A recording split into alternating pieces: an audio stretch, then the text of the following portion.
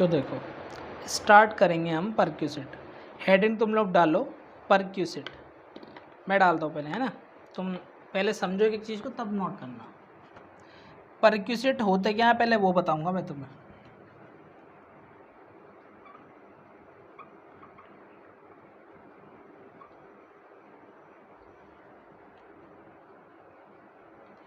परक्यूसिट और अलाउंस में जब भी हम कैलकुलेशन करते हैं हमेशा कौन सा पोर्शन कैलकुलेट होकर आता है? एग्जेम्प्ट वाला। और परक्यूसिट में आता है हमेशा टैक्सेबल वाला, टैक्सेबल पोर्शन। जब भी हम कैलकुलेशन करेंगे टैक्सेबल वाला पोर्शन आएगा। यानी कि अलाउंस में तुम ये पढ़ा पढ़ रहे थे कि ये और ये which ever is lower is exempt. अब हम करेंगे which ever is lower is taxable, तो जो बचा वो एग्जेम्प्ट, जो बचा वो एग्जेम्प्ट। कि जैसे एक एग्जांपल ऐसे उठा लेता हूँ, मालिक से मिले 5,000 और हमने परक्यूसिट कैलकुलेट करे और वो टैक्सेबल वाला आया तुम्हारा 3,000 रुपये, तो 3,000 रुपये टैक्सेबल है तुम्हारा, तो एग्जेम्प्ट कितना होगा? एग्जेम्प्ट हो जाएगा तुम्हारा 2,000 रुपये। तो यदि इसमें से हमें कौन सा पोर्शन निकालना है, यदि हमें टैक्सेबल पोर्शन निकालना है, वो सॉरी एग्जेम्प्ट पोर्शन निकालना है, तो क्या करोगे? एग्जेम्प्ट पोर्शन यदि हमें निकालना है तो टोटल अमाउंट है ना, जितनी भी बैठती है, और लेस टैक्सेबल पोर्शन, तो जो बचेगा वो कितना क्या आ जाएगा हमारा? एग्जेम्प्ट आ जाएगा। इसे नोट कर लेना मेरे साथ ही, तो वो आ जाएगा हमारा एग्जेम्प्ट वाला। अब पहले तो समझ लें कि परक्यूसिट होते क्या हैं। तो देखो सुनो, परक्यूसिट होते क्या हैं वो समझो। जैसे मैंने अलाउंस बताया कि अलाउंस में और परक्यूसिट में फ़र्क क्या था, कल बताया था मैंने, कल की क्लास में, है ना। कि अलाउंस जो होते हैं वो क्या होते हैं? वो हमें किसी चीज़ का फ़ायदा नहीं मिलता, उस फ़ायदे के पैसे मिलते हैं। और उसी की जगह यदि हमें फ़ायदा मिल जाए तो परक्यूसिट है। इंसान नौकरी क्यों करता है? पैसे के लिए। पैसे का क्या करेगा? अचार डालेगा? हैं, बताओ क्या करेगा इंसान पैसों का? बोलो। वो अपने लिए फैसिलिटी प्रोवाइड करेगा, और यदि वही फैसिलिटी मालिक से मिल जाए तो सैलरी की तो ज़रूरत ही नहीं है, सैलरी की तो ज़रूरत ही नहीं है। यदि कोई मुझसे ये कह दे कि क्या नाम है भाई तुम दबा के पढ़ाओ, है ना, और तुम्हारी सारी इच्छाएं पूरी, तो भाई फिर तो बहुत अच्छी बात है, मैं तो तैयार हूँ हमेशा के लिए, बिल्कुल, है ना, फिर तो हम तैयार हैं भाई, ठीक है ना। तो फैसिलिटी का ज़्यादा फ़ायदा मिलता है, फैसिलिटी अलाउंस के मुकाबले ज़्यादा अच्छी होती है। अभी कोई हमें किराया ना दे, घर ही दे दे रहने के लिए, और बिजली पानी वानी सब फ्री, वो तो फिर तो मज़े आ गए हमारे। बिजली का किराया बच गया, है ना, हाउस टैक्स बच गया, सारी चीज़ बच गई हमारी। तो ये ही तुम्हारे परक्यूसिट होते हैं। परक्यूसिट में क्या मिलती है हमें? फैसिलिटी। परक्यूसिट में हमें मिलती है फैसिलिटी हमेशा, कि हमें किसी चीज़ के लिए पेमेंट नहीं करना, हमें किसी चीज़ के लिए किसी पार्टी को पेमेंट नहीं करना, ठीक है ना, पेमेंट मालिक करेगा। तो जो पैसा मालिक दे रहा है वो भी तो हमारे ऊपर ही खर्च कर रहा है, तो उस अब सरकार नाराज़ हो जाएगी, तो टैक्स तो देना पड़ेगा ना उस पर, तो वही टैक्सेबल पोर्शन हम यहाँ पे निकालेंगे। लेकिन उससे पहले मैं तुम्हें बताऊंगा कि परक्यूसिट कितने प्रकार के होते हैं, है ना, परक्यूसिट कितने प्रकार के होते हैं वो भी तो देखना पड़ेगा। जैसे अलाउंस में बताया था 3 टाइप के, टैक्सेबल, एग्जेम्प्ट और पार्टली टैक्सेबल पार्टली एग्जेम्प्ट बताया था। ऐसे तुम्हारे परक्यूसिट हैं। परक्यूसिट भी हमारे 2 टाइप के होते हैं, पहला होता है जनरल परक्यूसिट, दूसरा होता है स्पेशल परक्यूसिट। अब ये स्पेशल क्या है और जनरल क्या है वो लिखना। 2 टाइप के होते हैं परक्यूसिट, पहला होता है हमारा जनरल परक्यूसिट,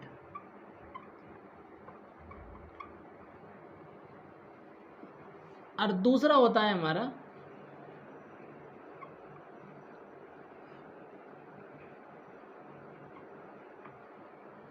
स्पेशल परक्यूसिट, जनरल परक्यूसिट, स्पेशल परक्यूसिट,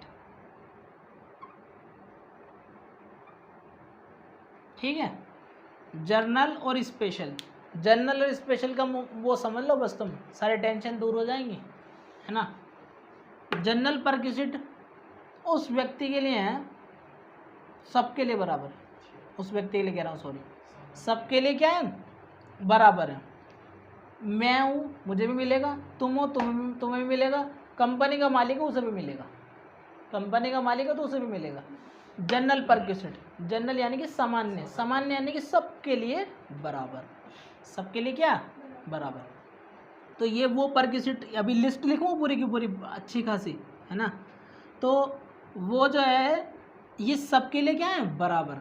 और ये जो यहाँ पर अभी लिस्ट लिखने वाला हूँ मैं, स्पेशल परक्यूसिट, ये स्पेशल लोगों के लिए। अब स्पेशल कैसे वाले, स्पेशल कैसे वाले, जो टाई वगैरह लगा कर आते हैं वो स्पेशल हैं, ये जो कोट पहन के आते हैं वो स्पेशल। देख स्पेशल में इन्होंने कहा कि भैया जिनकी पूरे साल की कमाई, देखना कितनी बड़ी चाल चली, अभी दिखाऊँ तो मैं चाल बताऊँगा इनकी। जितने पूरे साल की जिनकी कमाई है वो 50,000 रुपये है या 50,000 रुपये से ज़्यादा है, 50,000 या 50,000 रुपये से ज़्यादा है, वो स्पेशल। 50,000 रुपये से ज़्यादा तो बाहर बैठा भिखारी भी कमा लेगा साल के, तो वो भी स्पेशल। इसका मतलब फिर तो समझ में आ गई ना बात। तो इन्होंने तो लगभग सबको स्पेशल कर दिया। यदि इससे भी नीचे कोई कमा रहा था तो स्पेशल नहीं है। या दूसरा पॉइंट बताया इन्होंने, चाहे तो ये हो या कंपनी के शेयर में, कंपनी के जो शेयर हैं उनका 20% पोर्शन इनके पास हो, मतलब 20% की शेयर होल्डिंग हो इनकी, है ना, 20% की क्या हो शेयर होल्डिंग हो इनकी, तो वो व्यक्ति स्पेशल हो जाएगा। वो व्यक्ति क्या हो जाएगा स्पेशल हो। यदि किसी कंपनी के किसी के पास 51% के शेयर है तो वो तो कंपनी का क्या कहलाता है मालिक, है ना। तो यहाँ इनकी बाउंड्रेशन बस यहाँ तक की है कि यदि 20% तक के शेयर होल्डर हैं तो वो ये क्या हो जाएंगे स्पेशल, ये क्या हो जाएंगे स्पेशल। ठीक है भाई, ये बात तुम्हें समझ में आई, ये बात मैं फिर बताऊंगा। अब देखो, अब यहाँ पर हम इसकी लिस्ट लिखते हैं बस केवल तसल्ली से, 7-8 पॉइंट है, चुपचाप लिख लो। आ जाओ, पहला है हमारा rent free accommodation, rent free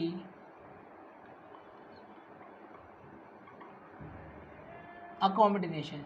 जैसे तुम्हारा HRA था ना, बिल्कुल उसकी तरह है। HRA में क्या था, तुम्हें पैसा मिल गया था, यहाँ पे तुम्हें रहने के लिए घर मिल गया। अकोमोडेशन में ना था रहने का स्थान। जो चीज़ तुम्हें समझ में नहीं आ रही हो ऐसे एरो लगा के और लिख लेना हिंदी में रहने का स्थान। ठीक है भाई,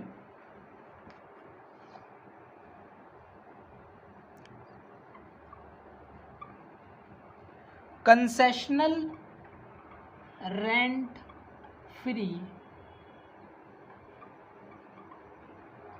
accommodation, concessional rent free accommodation. तीसरा है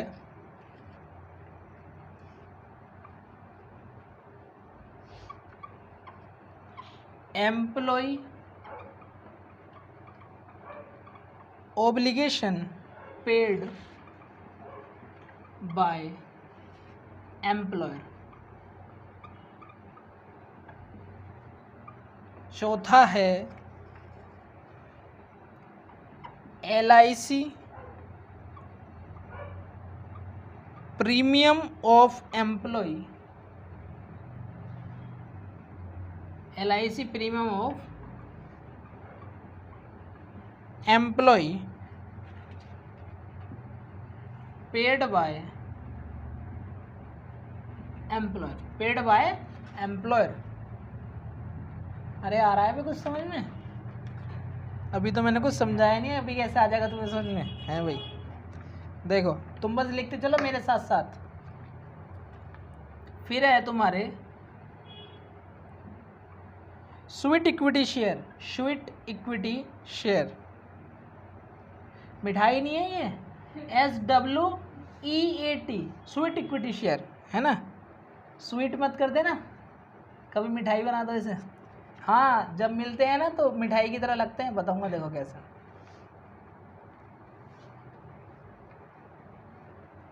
security, security transfer, security transfer को शॉर्ट में लिख दूँ, कोई दिक्कत तो नहीं है। TF transfer.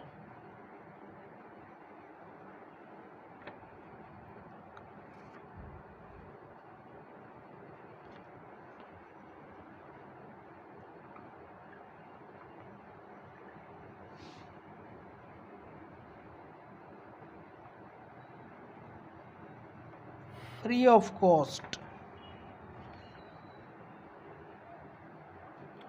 और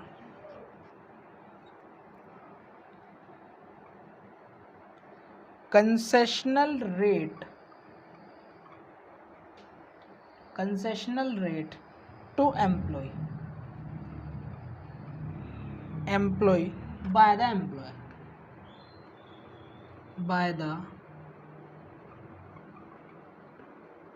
बाय द एम्प्लॉयर। ठीक, लिखना जरा, अगले भी लिखवाता हूँ अभी।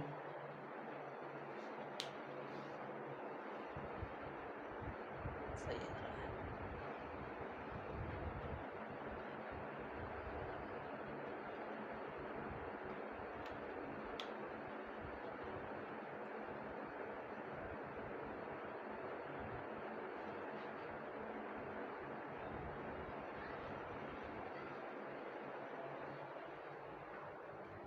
देखो अगला है इसके अंदर, अगला है तुम्हारा एम्प्लॉय कंट्रीब्यूशन। अगला है एम्प्लॉय, कह रहा हूँ employer, employer contribution, contribution to superannuation fund, annuation fund, superannuation fund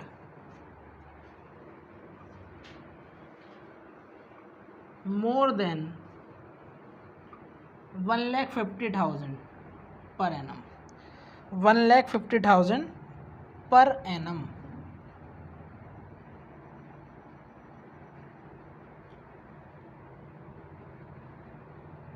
और सातवां है तुम्हारा अदर बेनिफिट।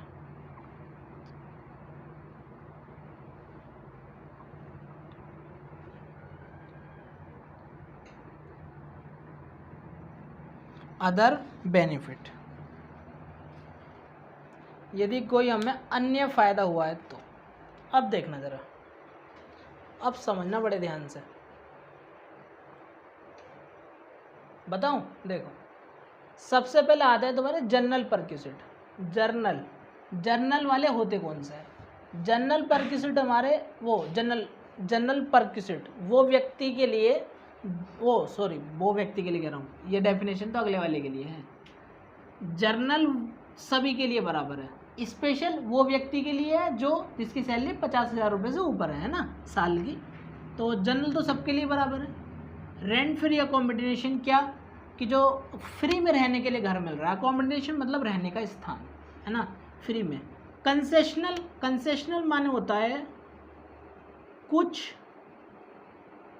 कम पर, कुछ कम पर। कैसे भाई? देखो अब रहने के लिए एम्प्लॉय को एम्प्लॉयर ने बंगला दे दिया और उसका किराया जो है ना, नॉर्मल किराया जो है उसका 50,000 रुपये, भाई कोई किराया तो होता ही है, 50,000 रुपये महीना का है।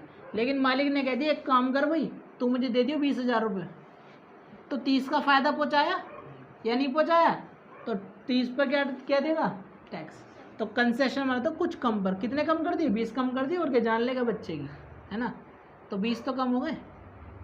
आगे क्लियर है ना दोनों पॉइंट ऊपर के? फिर कह रहा है employ obligation paid by employer. देखो इसमें कहानी सुनाता हूँ मैं तुम्हें बढ़िया करके। एम्प्लॉय ऑब्लिगेशन, ऑब्लिगेशन माने होता है लायबिलिटी,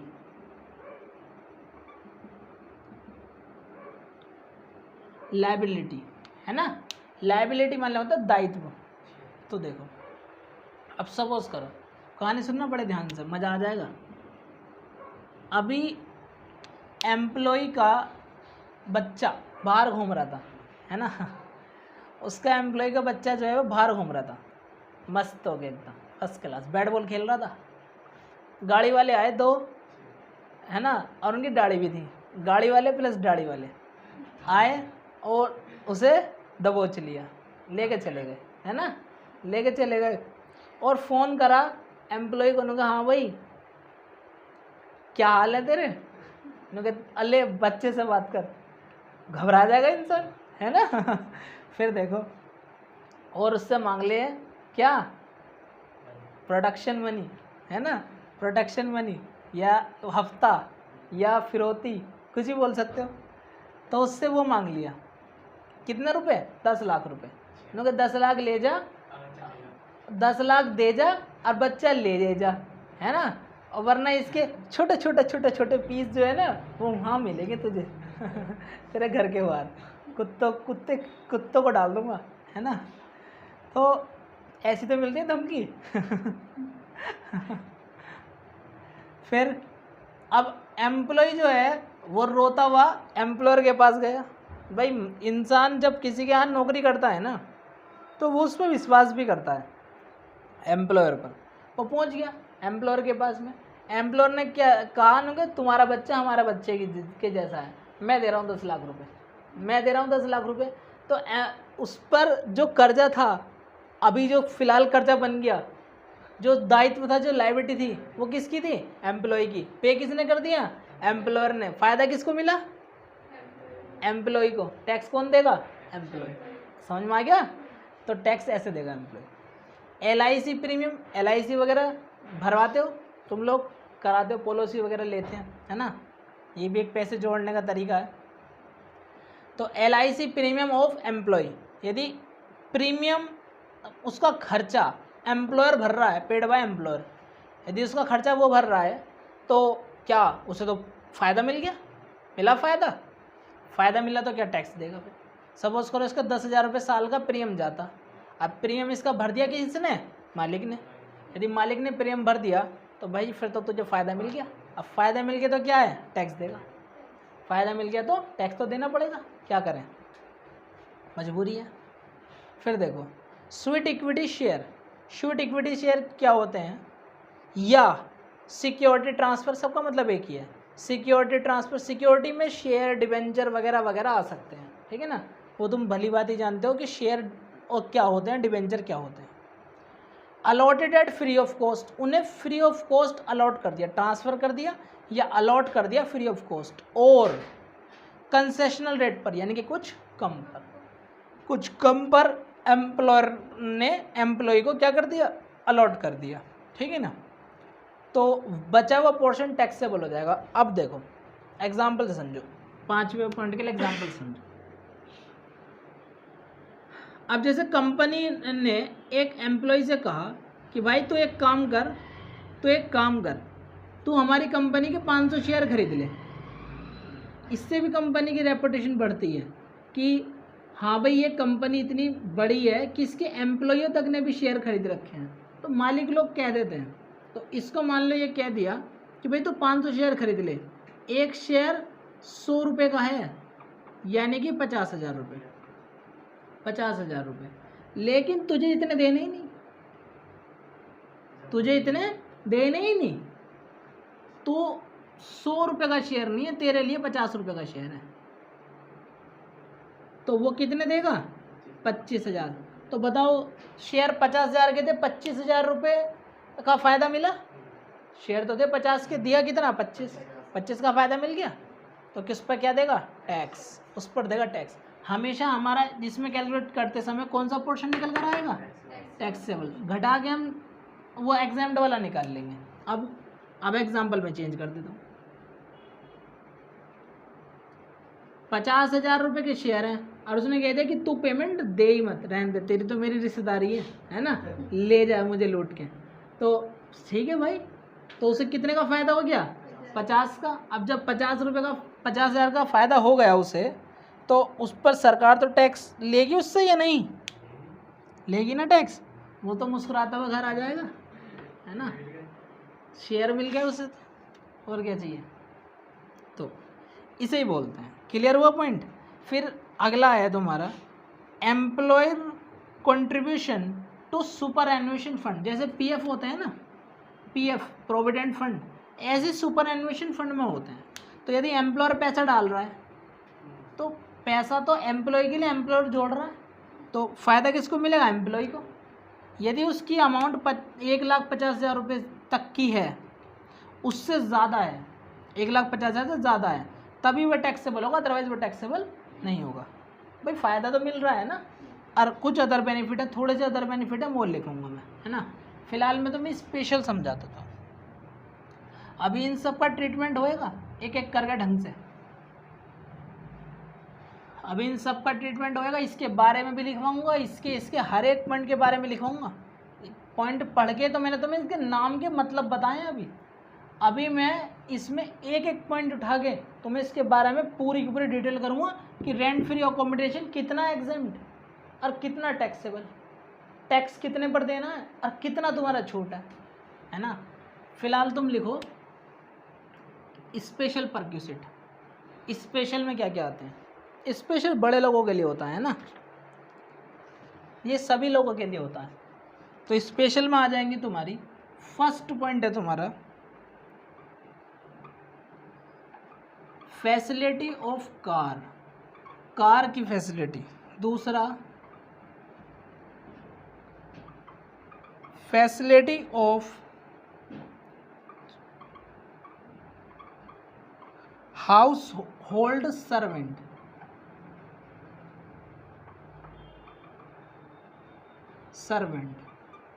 तीसरा फ्री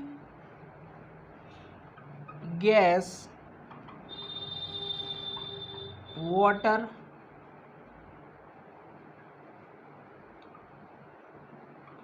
इलेक्ट्रिसिटी, और चौथा है तुम्हारा फ्री एजुकेशन,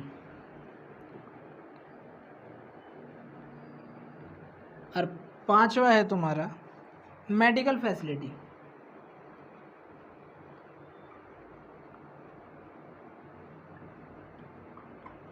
देखो भाई, ये उन व्यक्तियों के लिए हैं जो स्पेशल है, और स्पेशल कौन है बताया था, जिनकी सैलरी 50,000 रुपये से ज़्यादा है। कार की फैसिलिटी, नुके ले जाओ भाई कार, है ना, कार दे दी तो फैसिलिटी दी तो भाई टैक्स नहीं देगा, टैक्स देगा। Facility of house hold servant, ये कह दिया एक नौकर लेके चले जाओ तुम हमारे पास से, हमारी हवेली पे इतने सारे नौकर हैं, मालिक ने कहा कि एक नौकर तुम लेके चला जाओ, तो फैसिलिटी दे दी नौकर की, नौकर ही दे दिया पूरा, है ना। तो अब वो मालिक का नौकर थोड़ी ना है, अब तो वो उसके नौकर का नौकर है, समझ में आ गई बात।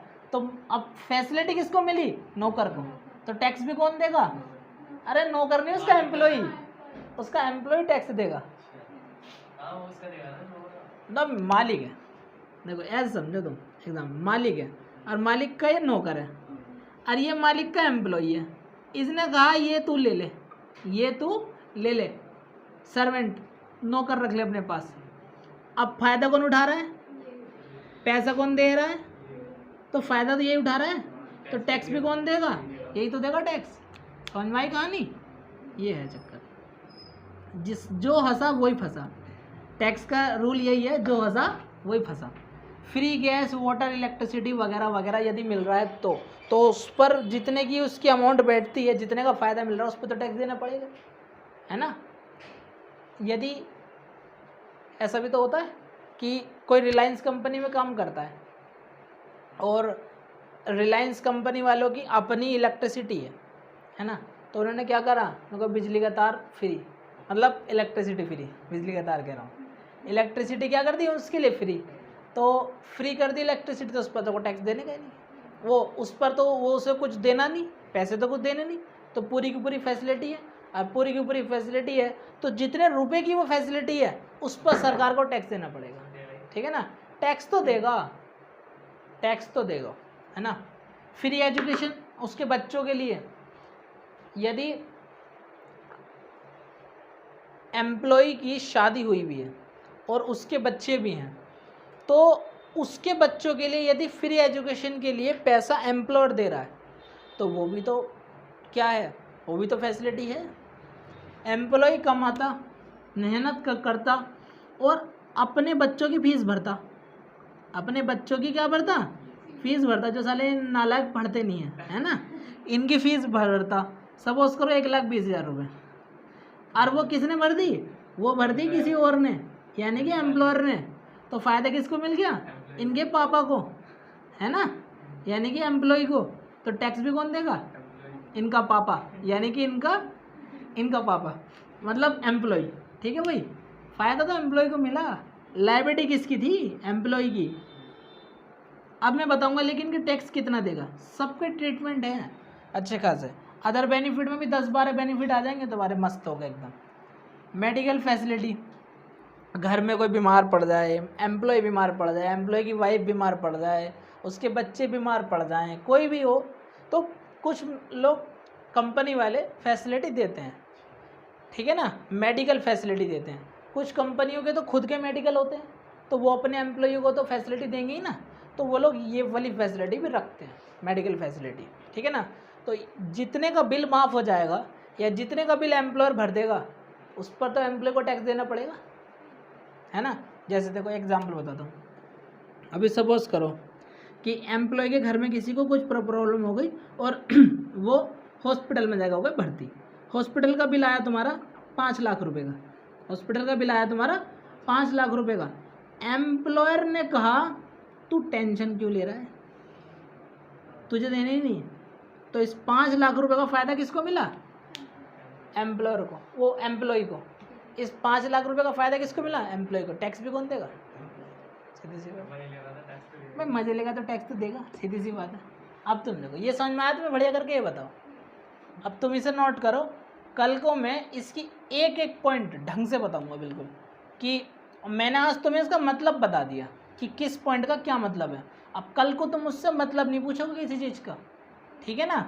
कल को मैं हर एक पॉइंट का ट्रीटमेंट बताऊंगा कि इसमें कितना टैक्सेबल, इसमें कितना टैक्सेबल, इसमें कितना टैक्सेबल, ठीक है ना। तो आज के लिए तो इतना ही बहुत है।